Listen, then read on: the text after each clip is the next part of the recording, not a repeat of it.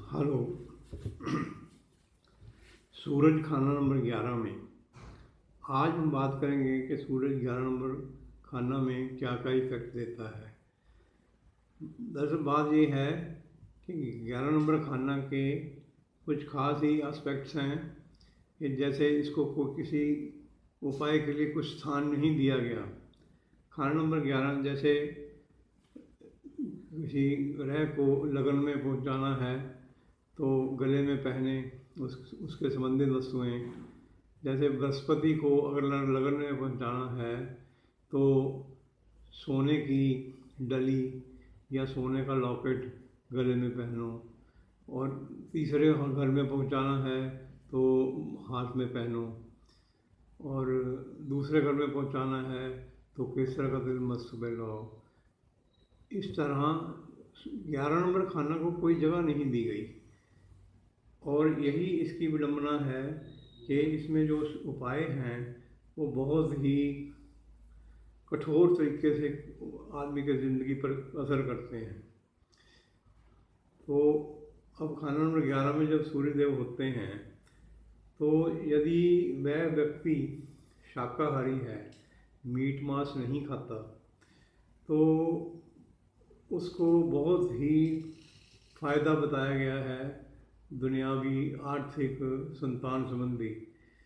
अगर वो कंदमूल, मूली, गाजर और शलगम का दान करता है मंदिर में या वैसे गरीबों को, तो वो बहुत ही फ़ायदेमंद बताया गया है।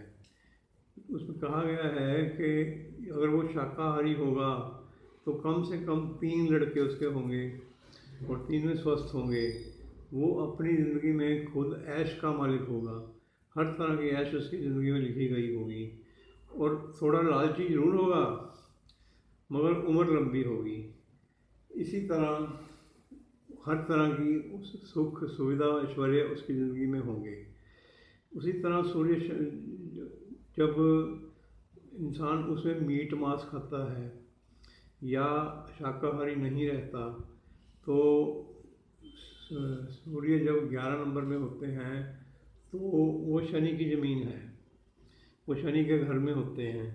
इस घर में सूर्य शनि के नीचे आमदनी, खुद खरीदे हुए मकान, औलाद की आयु, मर्दाना ताकत और राहु केतु के कार्यों पर अपना नेक असर नहीं डाल सकता ना, वो बंद कर देता है उन पर नेक असर डालना, क्योंकि वो खुद बंदिश में होता है।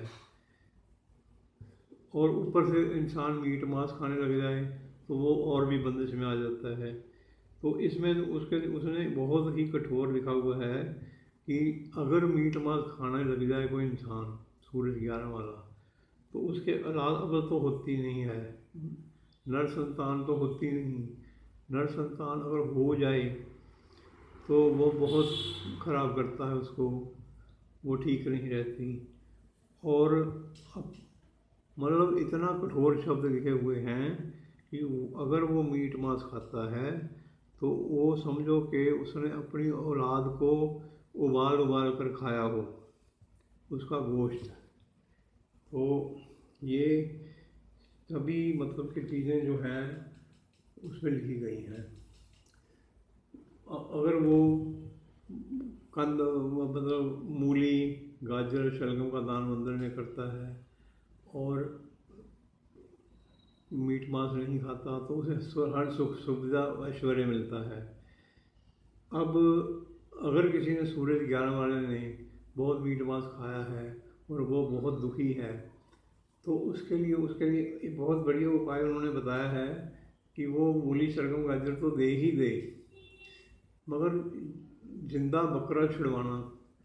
कसाई के घर में जब बकरे को काट रहे हैं तो जिस बकरे की बारी है कटने की, अगर उसको कसाई से बचाकर खरीद कर किसी ऐसी संस्था को दे देता है जो मीट मांस नहीं खाती, जो उसको काटेगी नहीं, जो उसको जीवन दान दिए रखेगी, उसको पैसे पालेंगे, जो आवारा गायों को पालते हैं, बैलों को पालते हैं, ऐसी किसी संस्था को दे देंगे तो उसे बहुत ही पुण्य मिलेगा।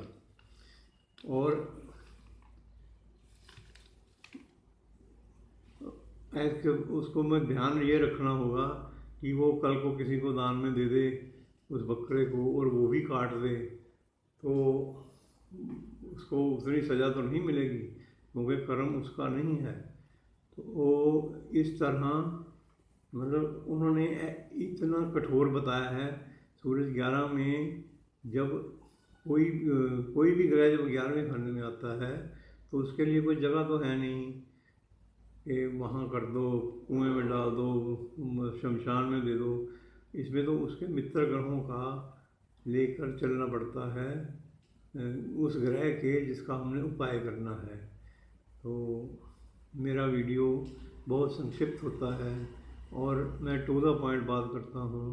अगर आपको पसंद आए तो मेरे चैनल को सब्सक्राइब करें, लाइक करें। धन्यवाद।